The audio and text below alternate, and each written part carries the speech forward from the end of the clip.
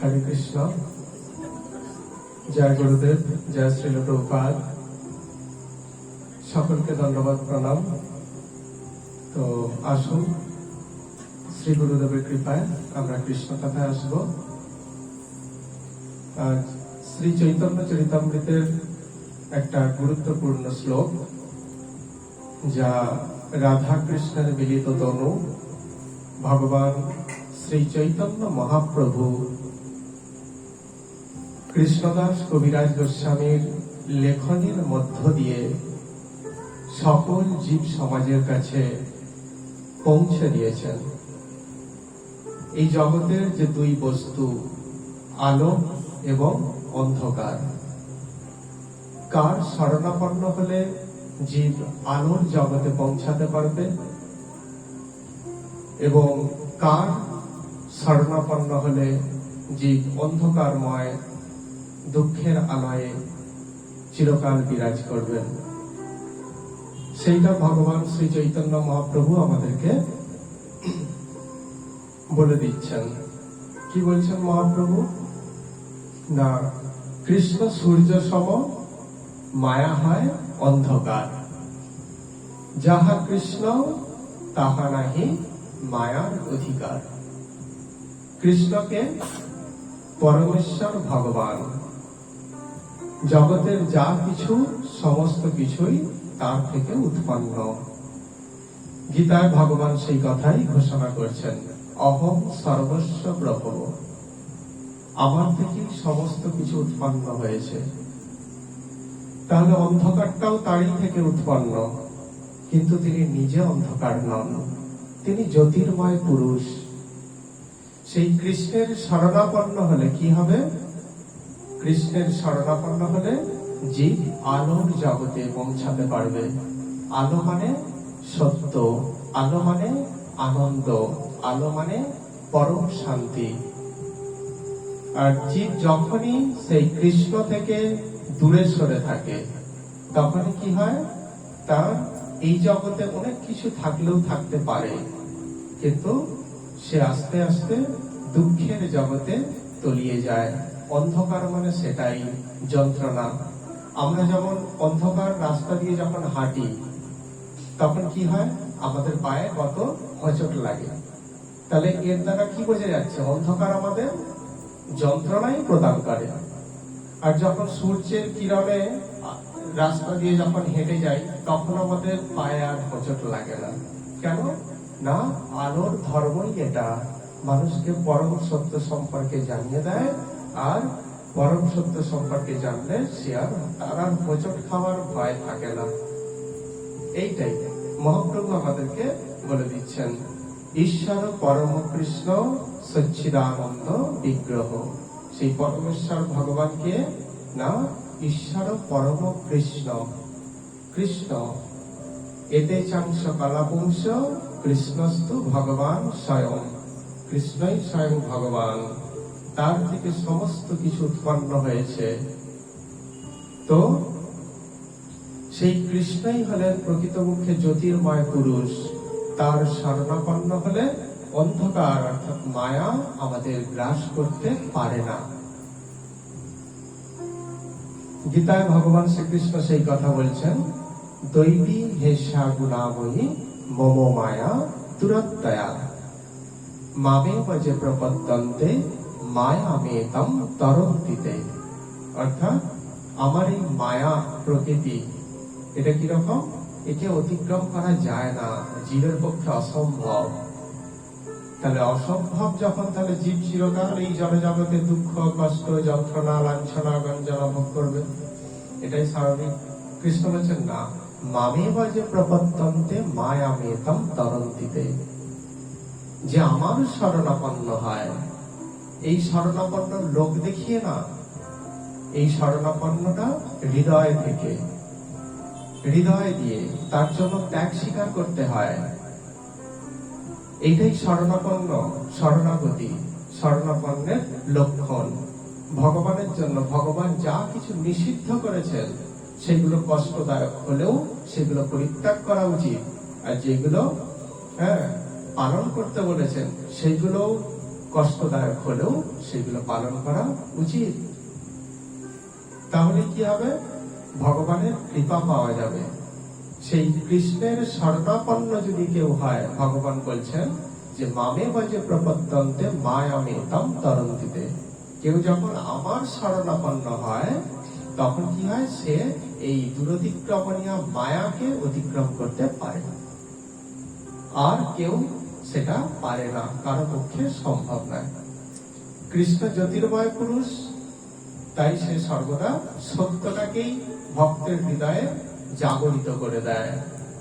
আর মায়া অন্ধকার, তাই মায়ার দ্বারা বহিত হয়ে জীব দুঃখ কষ্ট যন্ত্রণাই ভোগ করে। মায়ার প্রকৃতি এটা। মায়া মানে কি না? মায়া, যা নয় কিন্তু আমরা সেটাকেই দেখি, সেটাই মায়া। যেটা নয় সেটাকে আমরা, যেটা না সেটাকে হ্যাঁ করে দেখি। বুঝে গেল কি বললাম? যেটা হ্যাঁ নয় সেটাকেই আমরা হ্যাঁ বলে মনে করি বা দেখি, সেটাই হচ্ছে মায়া। কিরকম? একটা দৃষ্টান্ত দিলে বোঝা যাবে। আজ পূর্ণিমা, রাখি পূর্ণিমা, বলরামের শুভ আবির্ভাব তিথি। তো দেখো আকাশে, সেখানে কি দেখা যাচ্ছে? একটা সুন্দর, একটা জ্যোতির্ময় চন্দ্র উদিত হয়েছে। চন্দ্রটা কোথায় আছে? আকাশে আছে। সরোবরে গিয়ে দেখো, পাশের পুকুরে গিয়ে দেখো, চাঁদটা সেই জলের ভেতরেও আছে। প্রকৃতপক্ষে কি জলের ভেতর আছে? জলের ভেতর নেই, কিন্তু আমি চোখে দেখছি তো। তাহলে জলে চাঁদ নেই, অথচ দেখছি। এটাই কি? মায়া। আমি কি দেখি?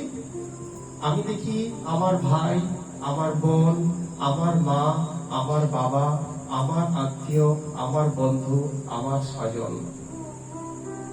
কিন্তু প্রকৃতপক্ষে এরা কি তাই? আমি তো পূর্ব জন্মে কত ব্যক্তিকে সন্তান রূপে পেয়েছি। পূর্ব জন্মে আমি কত ব্যক্তিকে মা রূপে পেয়েছি, বাবা রূপে পেয়েছি। এরা তো প্রকৃতপক্ষে আমাদের পিতা মাতা নয়। এরা প্রকৃতপক্ষে, এরা কেউ আমার ভ্রাতা ভগ্নী নয়। তবু আমরা কি দেখি? আমার ভ্রাতা, আমার ভগ্নী, আমার পিতা, আমার মাতা। হয়তো শুনে কষ্ট হয়, কিন্তু এটাই সত্য। প্রকৃতপক্ষে কে আমরা? আমরা সকলেই কৃষ্ণের নিত্য দাস। মহাপ্রভু বলে দিচ্ছেন, জীবের স্বরূপ হয় কৃষ্ণের নিত্য দাস। তাহলে এরা প্রকৃতপক্ষে কি না? সকলেই ভ্রাতা ভগ্নী, পিতা মাতা, আত্মীয় স্বজন, বন্ধু বান্ধব। এরা প্রকৃতপক্ষে সকলেই শ্রীকৃষ্ণের নিত্য দাস। কোন না কোন জন্মে এই ব্যক্তিকে স্বামী রূপে কামনা করেছিলাম, তাই পেয়েছি। কোন না কোন জন্মে এই ব্যক্তিকে স্ত্রী রূপে কামনা করেছিলাম, পেয়েছি। কোন না কোন জন্মে এই ব্যক্তিকে ভ্রাতা ভগ্নী, বন্ধু বান্ধব রূপে কামনা করেছিলাম, তাই পেয়েছি। আবার যখন তাদের প্রতি বীতশ্রদ্ধ হয়ে পড়ি, তখন আবার সেই সম্পর্ক ছিন্ন হয়ে পরবর্তী জন্মে ভগবান আবার অন্য কাউকে স্বামী, স্ত্রী, বন্ধু বান্ধব, পুত্র রূপে পাইয়ে দেন। তাহলে এরা প্রকৃতপক্ষে কেউই আমাদের চিরস্থায়ী স্বামী, স্ত্রী, পুত্র, পরিজন নয়। কিন্তু আমরা দেখি যে এই আমার প্রকৃতপক্ষে জন্ম জন্মান্তরের স্বামী, জন্ম জন্মান্তরের স্ত্রী। কিন্তু এটাই হচ্ছে মায়া। অর্থাৎ যা নয় সেটাকেই দেখি, এটাই মায়া। তাহলে এই মায়া আমাদের কি করে? আমাদেরকে হোঁচট খাওয়ায়। আমরা আমার বলে সকলকে আপন করে নিই, কিন্তু প্রকৃতপক্ষে যে আপন তাকে আমরা দূরে ফেলে রাখি। দেহটা অনিত্য, আত্মাটা নিত্য। তাই কি হয়? ভ্রমের বশে কি হয়? দেহ কিভাবে পুষ্ট হবে, কি খেলে আরো শক্তিশালী হবে, তার চিন্তা করি। আত্মার গতি মৃত্যুর পর কি হবে তার কথা ভাবি না। এটাই কি? এটাই মায়া। আমি এখনো ভোগ করতে চাই। কি ভোগ করবে? আত্মানন্দ নয়, দেহ সুখ, জিহ্বার তৃপ্তি, চোখের দৃষ্টির তৃপ্তি, কানের শ্রবণের তৃপ্তি, ইত্যাদি ইত্যাদি আমরা ভোগ করতে চাই। তাহলে এইগুলো ভোগ করে আমাদের প্রকৃতপক্ষে কি হবে? আমরা এই ইন্দ্রিয়গুলোর সাহায্যে যা কিছু ভোগ করি, সেগুলো কিরকম জানেন তো? একটু দৃষ্টান্ত দিলে বোঝা যাবে। একটা ডাকাত যখন একটা চাকু দিয়ে কাউকে হত্যা করে, তখন ওই চাকুটার কিছু হয় না, ফাঁসি হয়। চাকুটার কার হয় ফাঁসি? সেই ব্যক্তির ফাঁসি হয়। আমরা এই জিহ্বা দিয়ে, কর্ণ দিয়ে, চক্ষু দিয়ে যা কিছু অপরাধজনক কর্ম করছি, তার জন্য কি হবে? এই জিহ্বা, কর্ণ, নাসিকা, ত্বক, চক্ষু এগুলো কি হবে? শ্মশানে পুড়ে ছাই হয়ে যাবে। এদেরকে যমরাজ ধরে নিয়ে যাবে না। ধরে নিয়ে যাবে কাকে? আমাকে, তাই তো? ঠিক সেই রকম এটি মায়া। অর্থাৎ যেটাকে পুষ্ট করা উচিত নয়, পুষ্ট করা উচিত নয় বললে ভুল হবে, যেটার দিকে বেশি গুরুত্ব দেওয়া উচিত নয় আমরা তার দিকে দেখি উচিত, তার দিকে আমরা গুরুত্ব দিই। দেহ পুষ্ট হবে, দেহ সুন্দর হবে, আরো শক্তিশালী হব, কিন্তু আত্মা সে কি করছে? ছিনিয়ে পড়ছে। কিসের অভাবে? কৃষ্ণ নামামৃতের অভাবে, কৃষ্ণ ভক্তির অভাবে। আমার এই দেহটা কদিন থাকবে? 60, 70, 80, 90, এর বেশি আর নয়। যা ভেজালের যুগ পড়েছে তত আর 90 বছর মানে তো সে তো অমর হয়ে গেল, তো সেটা নয়। তাহলে দেহটা এই কটা দিন থাকবে, কিন্তু আত্মা নিত্য, আত্মা চিরকাল থাকবে। তাহলে শাস্তিকে পাবে, আত্মার সঙ্গে আরো জড় দেহ প্রাপ্ত হবো আমরা জন্মে জন্মে। আর কি হবে? দুঃখ, কষ্ট, যন্ত্রণা ভোগ করব। আর যখনই ভোগ করতে পারবো না, ভীষণ কষ্ট হবে। সেই দুঃখ নিজের কর্মফল ভোগ করতে যখনই কষ্ট হবে, তখন বলবো ভগবান নেই। ভগবান থাকলে এমন হতো না। ভগবানের চোখে ভগবানের চোখ বন্ধ হয়ে গেছে, ইত্যাদি নানা রকম। কিন্তু জীব তার কর্মফল ভোগ করে। মায়ার দ্বারা মোহিত হয়ে যদি কেউ থাকো, তাহলে কি হবে? মায়ার একটাই কাজ, যন্ত্রণা দেওয়া। আর কৃষ্ণের যদি শরণাপন্ন হও, কৃষ্ণের কি কাজ? ভক্তকে আনন্দ প্রদান করা। কৃষ্ণ সূর্য সম, মায়া হয় অন্ধকার।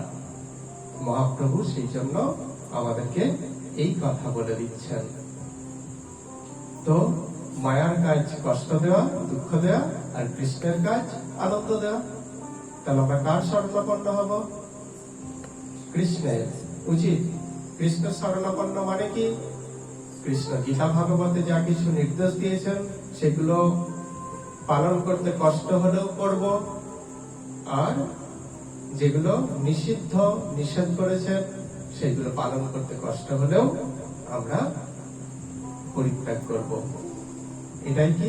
এটাই আমাদের প্রতিজ্ঞা রাখতে হবে। তবেই জীব এই জড় জগতের বন্ধন থেকে মুক্ত হয়ে সেই নিত্য জগতে প্রবেশ করবে, নচেত নয়। এই জগতের মতো সেখানে ঘুষ চলে না, যে ঘুষ দিয়ে আমি প্রবেশ করে যাব। সেই জগৎ নিত্য আনন্দময় এবং পরম শান্তিময়। তাহলে সেখানে প্রবেশ করতে হলে অবশ্যই ভগবানের নির্দেশ ফলো করতে হবে, নচেত নয়। সেই জন্য মহাপ্রভু আমাদেরকে বলে দিচ্ছেন যে কৃষ্ণ সূর্য সম, মায়া হয় অন্ধকার। মায়ার কাজ জীবকে দুঃখ দেওয়া। মায়ার হাত থেকে তোমরা নিষ্কৃতি পাও, এটাই আমি চাই। তার জন্য কি করতে হবে? যাহা কৃষ্ণ তাহা নাহি মায়ার অধিকার। যেখানে আলো সেখানে অন্ধকারের কোনো অধিকার নেই, আছে কি? এখানে আলো জ্বলছে, এখানে অন্ধকারের প্রবেশ কি একবারে নিষিদ্ধ নয়? প্রবেশ করতে পারবে অন্ধকার, কিন্তু প্রবেশ করবে কখন? আলোটা বন্ধ করে দিলেই। আর অন্ধকারকে আপ্যায়ন করতে হবে না, এসো গো আলো বন্ধ হয়ে গেছে, এবার তুমি এসো বলতে হবে কি? আপনার থেকেই এসে হাজির। জীবের হৃদয়ে যখন কৃষ্ণ থাকবে তখন কি হবে? তখন সে আনন্দময় স্থিতি লাভ করবে। সেখান থেকে কৃষ্ণকে ডিলিট করে দাও, কি হবে? কৃষ্ণকে ডিলিট করে দিলেই তার সঙ্গে সঙ্গে অন্ধকার রূপী মায়া চলে আসবে। এটাই স্বাভাবিক। তো এইটাই আমাদের খেয়াল রাখতে হবে। মহাপ্রভুর নির্দেশকে অনুশীলন করতে হবে, পালন করতে হবে, মান্য করতে হবে। হ্যাঁ, তাহলে কি হবে? আমরা মায়ার হাত থেকে মুক্তি পেতে সক্ষম হব, নচেত নয়। তো এইটাই হচ্ছে ভগবান শ্রী চৈতন্য মহাপ্রভু আমাদের কাছে ঘোষণা করছেন, কৃষ্ণ সূর্য সম, মায়া হয় অন্ধকার। যাহা কৃষ্ণ তাহা নাহি মায়ার অধিকার। হরে কৃষ্ণ। সকলকে ধন্যবাদ, প্রণাম। বাঞ্ছাকল্পতরুভ্যশ্চ কৃপা সিন্ধুভ্যেব চ পতিতানাং পাবনেভ্যো বৈষ্ণবেভ্যো নমো নমঃ।